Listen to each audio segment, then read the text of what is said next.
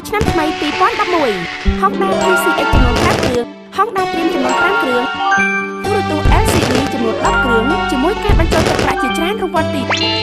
សូមចូលរួមចាប់យកឱកាសដ៏អស្ចារ្យនេះទាំងអស់គ្នាដោយគ្រាន់តែសរសេរលេខ11រួចផ្ញើទៅកាន់លេខ1141សម្រាប់អតិថិជនរបស់ប្រព័ន្ធ iPhone, Smartphone, Smart Mobile និង Beeline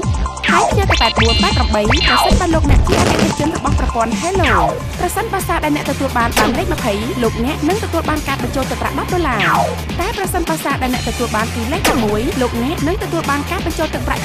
$50ហើយប្រសិនបើសារដែលអ្នកទទួលបានមានលេខ2011វិញនោះលោកអ្នកនឹងឆ្លងនៅម៉ូតូ Honda Dream Series 2011មួយគ្រឿងអ្វីដែលពិសេសនោះគឺម៉ូតូ Honda PCX នឹងក្លាយជារបស់អ្នកខ្លួននៅពេលដែលក្នុងសារដែលអ្នកទទួលបានមានពាក្យពេញថា Happy New Year 2011